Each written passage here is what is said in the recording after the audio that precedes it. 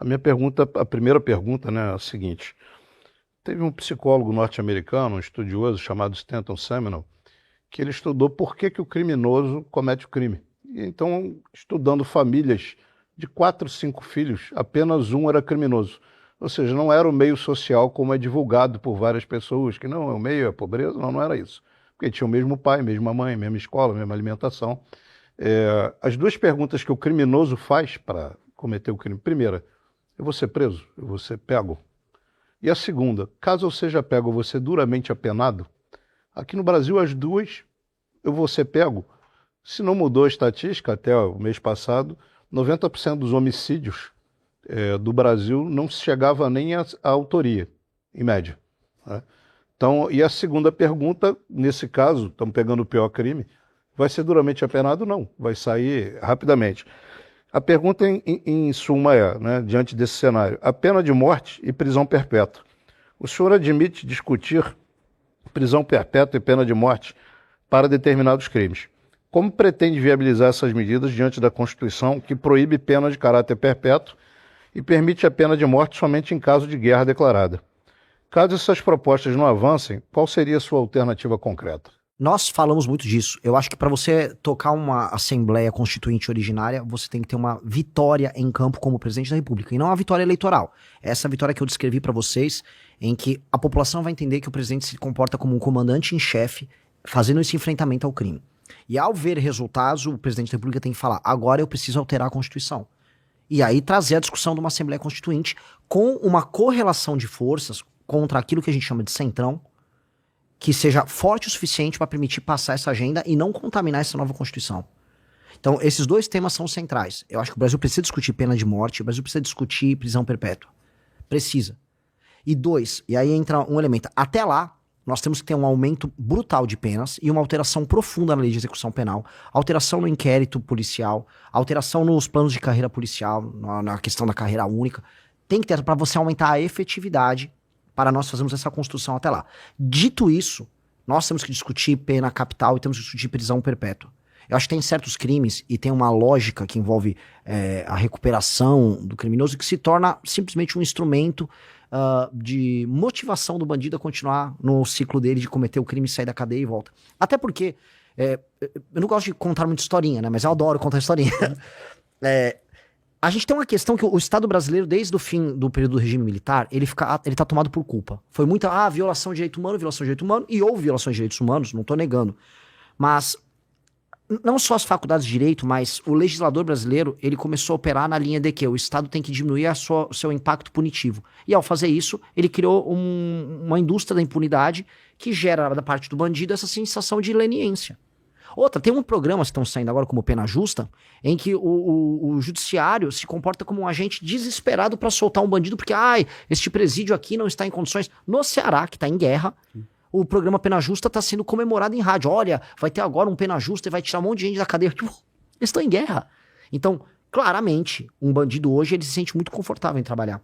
Muito confortável. Então essas alterações de Constituição estão no nosso plano, mas eu só vou conseguir executar, então não vou ser mentiroso, se eu conseguir antes ter vitórias contra o crime organizado e ter uma vitória do ponto de vista econômico, que é fazer os juros baixar e as pessoas começarem a voltar a ter empregos formais. Se eu não conseguir essas duas vitórias, eu não vou ter força para uma constituinte. Então eu não vou vir aqui mentir para vocês. Só vou conseguir fazer uma constituinte se eu ter essas duas grandes vitórias nos 2 primeiros anos de mandato. Perfeito. Eu ouvi você fazendo uma ressalva à posição do Centrão, e eu lembro que há 7 anos, né? O general Heleno, numa reunião com os deputados federais da base do governo, né? Ele dizia para os deputados: vários deputados aqui vão virar tchutchuca de Centrão, né? E de fato aconteceu. Eu tenho um certo cuidado, porque sem o Centrão, num primeiro momento, você não vai a lugar nenhum, viu, Renan? Só esse cuidado, porque quem vai estar apoiando o Renan? Vai ser a esquerda, né, no Congresso Nacional? Não. Vai ser o PSOL e o PT? Mas eu não posso esquecer que eu sou mesmo quando eu estiver lá. Perfeito.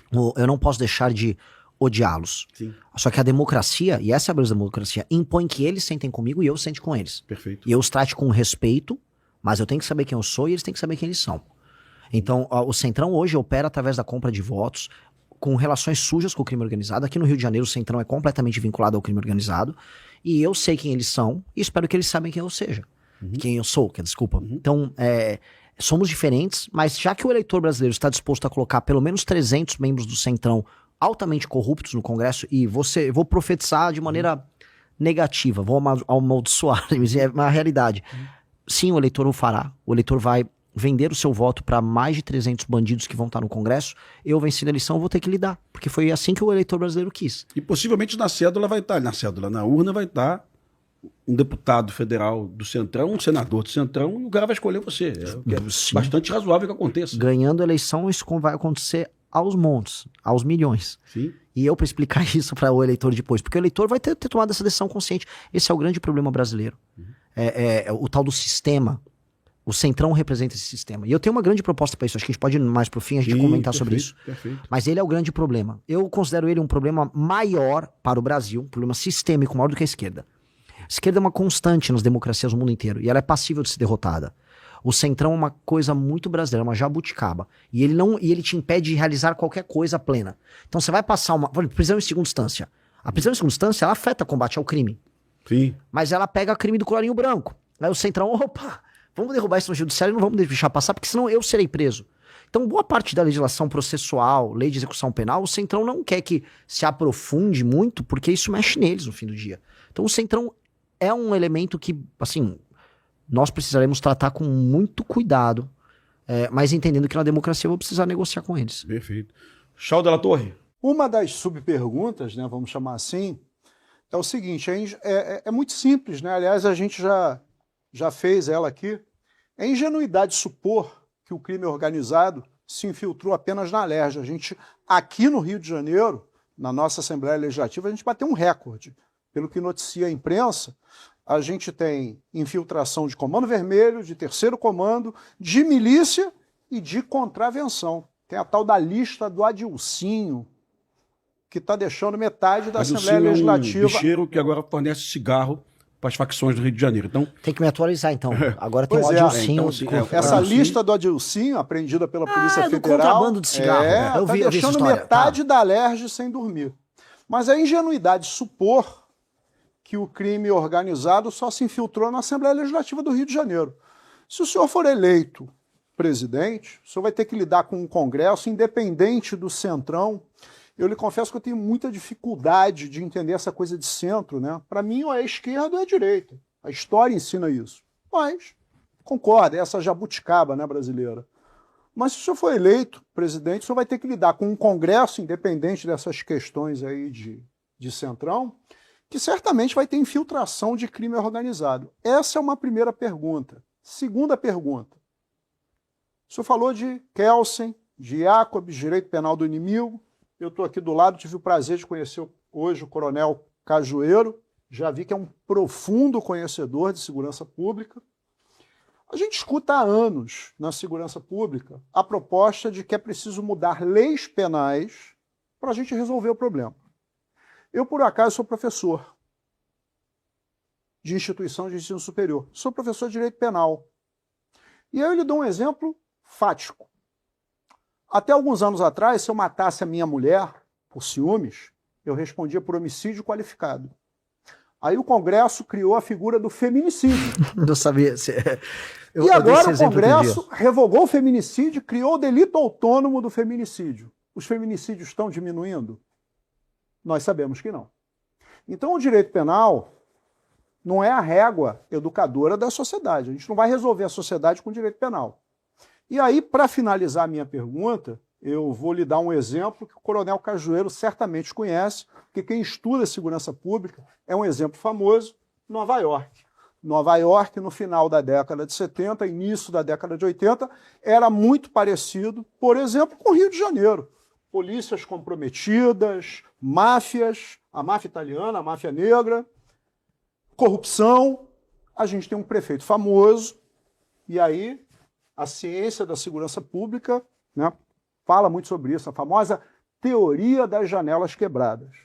Então, ele aumentou as leis, vamos punir os pequenos. É a pergunta que o coronel Cajueiro fez, né? É a percepção de que eu serei punido. Isso intimida o criminoso. Exato. Então, que eles fizeram em Nova York, a ponto de Nova York hoje ser a referência em termos de segurança, embora os Estados Unidos não sejam a maravilholândia da segurança pública. Nem de longe. Nem de longe. Nova York é diferente. Mas Nova York na década de 80, aliás, tem um filme ótimo sobre isso, com Denzel Washington e Russell Crowe, né, o American Gangster, que é baseado em fatos reais. Ótimo filme. Mas, enfim, o prefeito, teoria das janelas quebradas, mudou a legislação, até porque nos Estados Unidos a legislação é predominantemente regionalizada e não federalizada como a nossa, mas ele promoveu um expurgo muito forte nas polícias, instituiu corregedorias com grande força, um compliance, mas ele também triplicou os salários da polícia de Nova York na época. Eu há anos digo isso. Não existe segurança pública boa e barata. O panorama das polícias brasileiras é uma bagunça, a começar pela falta de padronização, inclusive nas polícias civis, já que as polícias militares são bem mais padronizadas, embora em São Paulo o Corpo de Bombeiros esteja dentro da Polícia Militar. Aqui no Rio de Janeiro, não. Só que a gente tem essa questão da disparidade salarial. E aí é que eu encaixo, finalizando a minha pergunta. Primeiro, pretende criar o Ministério da Segurança Pública, que é, evidentemente, o norte das políticas de segurança para os estados.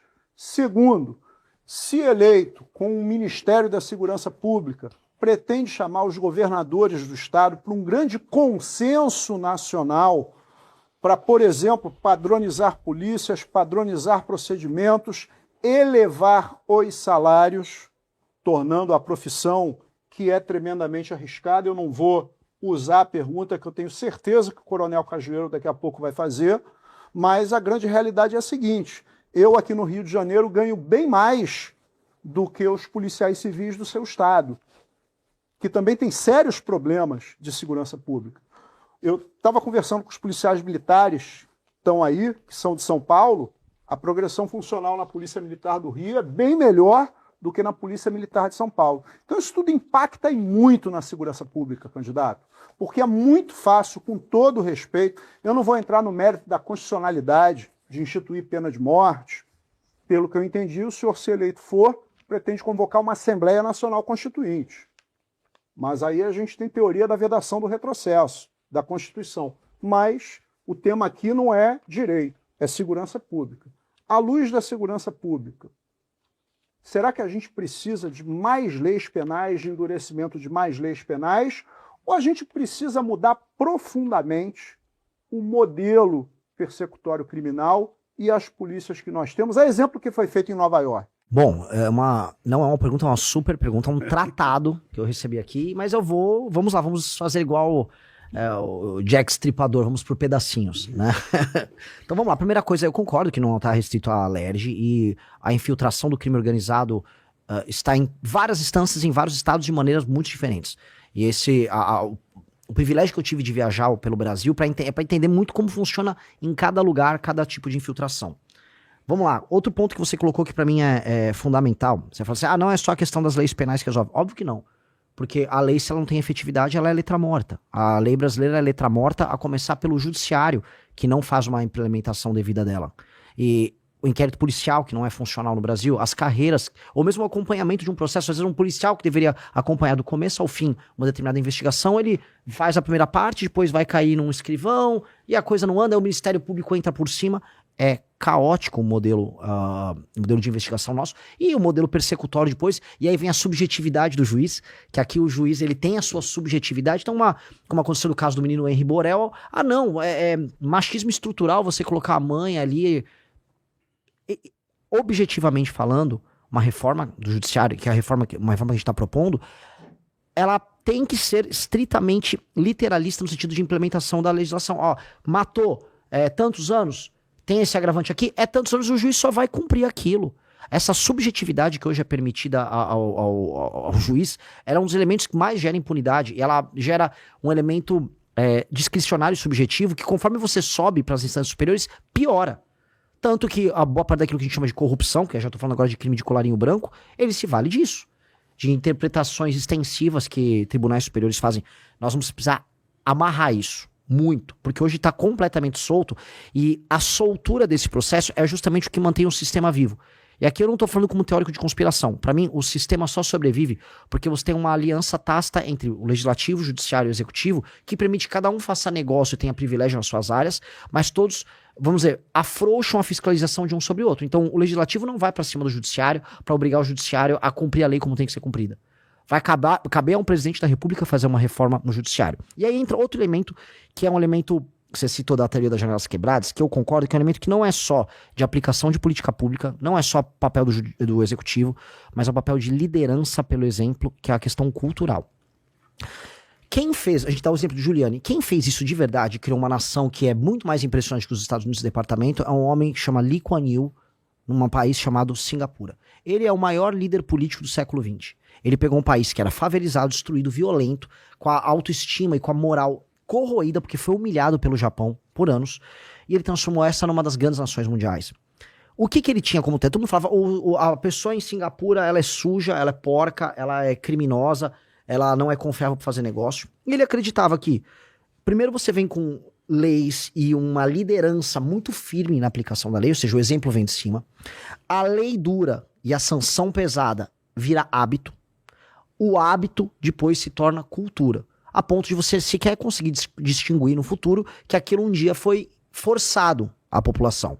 A sanção, a lei dura com a aplicação e o exemplo da liderança acaba gerando um exemplo positivo. E nós no Brasil já tivemos exemplos positivos. Até os anos 90 o brasileiro não usava cinto de segurança.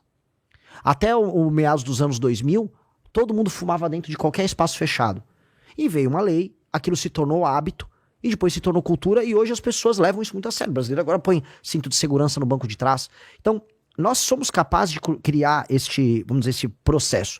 Mas um país que tem o processo dele, vamos dizer, não só de criador de leis, mas de dar exemplo, vindo uma liderança tão ruim como o Brasil, ele não faz essa imposição do topo para baixo. Não vai vir, e isso aqui que eu tô falando não é popular, mas precisa ser dito, não vai vir da base da população a mudança. A mudança sempre vem do topo em todos os lugares do mundo. Só que uma liderança política corrompida com o vorcaro nunca vai fazer top-down o exemplo que precisa ser dado na população.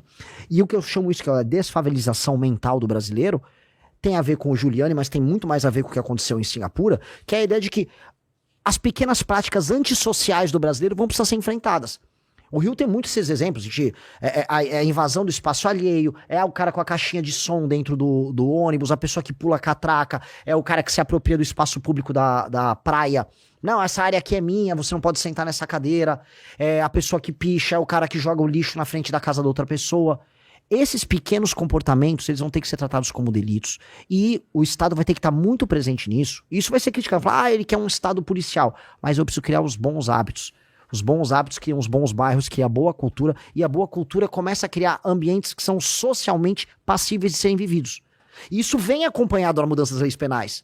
Mas isso tem que vir acompanhado de uma liderança muito boa. É uma questão de liderança. Se você não tem uma liderança que quer implementar isso, você não vai implementar. Falam do Bukele. O lance que o Bukele fez é, primeiro ele destruiu o crime organizado, agora vai ver o que ele está transformando em São Salvador. Tirando os fios, a cidade está ficando limpa, vai jogar lixo na rua em São Salvador. Então, o exemplo que a gente tem que dar é transformar os nossos ambientes e os nossos hábitos e criar uma cultura de civilidade. Aí esses elementos eles vão ter um efeito que uma coisa puxa a outra e ajuda a outra. E aí tem um elemento que eu te disse, é o elemento cultural e o elemento de liderança, que não são necessariamente positivistas no sentido de passar a lei, mas de passar o substrato cultural que está por trás da lei, que faz a lei valer. Que é a ideia de você ter um sistema de valores comum. Hoje o brasileiro está completamente e moralmente esculhambado. E essa esculhambação vai se refletir numa sociedade mais violenta, com certeza. Perfeito. O Renan, tem uma Demorei muito, só essa pergunta. Eu não quero ser palestrinha. Eu vi no teu Instagram a sua menção a Singapura, e o que eu sei de Singapura, eu sei pelo YouTube, né, de pequenos documentários. Essa transição em Singapura foi feita obedecendo a democracia, cara? Eu preciso saber disso, porque eu não me incomodo no estado policial. Eu fui a Londres há 7 anos e eu vi um aviso no metrô. Se você pular a roleta, você vai preso. No mesmo momento, no Rio de Janeiro, 70 mil pessoas pulavam a roleta do BRT por dia. Com certeza Londres está certo e o Rio de Janeiro está errado. Lógico. Então, o estado policial, sinceramente, eu não me incomodo. Faz parte do processo educativo. Eu tenho medo da ausência de democracia. Singapura teve teve uma ruptura do Estado Democrático de Direito, teve... Foi diferente, porque Singapura, ela foi meio que expulsa da Malásia. Sim. Ela era uma parte, e ela foi tocada pra fora por parte de uma outra nação, e aí o Lee Kuan Yew era o líder que fez essa transição, e ele começou num regime que não era democrático, e ele fez a transição para um regime Ele era democrático. obcecado com limpeza, inclusive. Ele era Sim. obcecado com limpeza. Sim, ele tornou. O que ele faz é a transição. Ele Sim. começa num regime que não era aberto, porque nunca havia sido aberto, porque nem existia Singapura antes, e aí ele transforma depois num regime que é aberto. Então, Singapura passou por isso. Outras nações asiáticas passaram por isso. Sim. A bem da verdade. A própria Coreia do Sul Sim. também passou o processo de criação. Criação não é aquilo, é uma divisão, mas de transição de um regime mais fechado para um regime que hoje é democrático Aliás, e aberto. era um país miserável até a década de 70. Exato. Ele é mais pobre do que a gente na década de 80. Exato. A questão toda é que você pode implementar isso num regime democrático. As coisas não são detrimentais. Você pode ter muita lei e ordem num regime democrático. O Japão tem muita lei e ordem num regime democrático. E eu acho que nós temos que ter muita lei e ordem dentro de um regime estritamente democrático. Eu falo isso porque vem muitas pessoas que vão criticar, mas você está falando desse exemplo aqui do Bukele, ou daquele outro exemplo da China. A China é muito dura também, vai jogar lixo na rua em Xangai. Sim, mas eu estou dando exemplo porque a punição é alta, só que você pode fazer punição alta em regimes democráticos, isso não é detrimental de maneira alguma. Perfeito. Então, é sempre importante colocar essa ressalva. E tem uma outra ressalva também, quando você fez a colocação do início dessa transição do regime militar para a democracia no Brasil, eu gosto de lembrar para todo mundo que o operador da lei hoje, para o policial militar, para o policial civil, o nosso grande problema é a lei de execuções penais, que é uma lei de 83 de dezembro do governo Figueiredo, ministro Ibrahim Abiakel. Tá? Então, essa lei que possibilita o bandido mudar de regime com um sexto da pena, que é exclusividade do Brasil, não tem em nenhum lugar do mundo, ela veio do regime militar. Sim. Né? Impressionante, pouca gente acredita nisso, as pessoas me criticam quando eu falo. Mas é verdade. Veio do Figueiredo, né? O ministro Ibrahim Abiakel, no final do governo Figueiredo. O mundo todo é 2/3 da pena, 1/3 da pena, metade da pena. O Brasil é 1/6. Graças a Deus o Derrite conseguiu mexer nisso aí, até com apoio interessante da Tabata e da Maria do Rosário, né? A Tabata e a Maria do Rosário votaram contra o fim das saidinhas, né? Que era uma vergonha para o Brasil e um problemão para a segurança pública. Se você gostou do vídeo, não se esqueça de deixar o like e se inscrever no canal. Te vejo no próximo vídeo.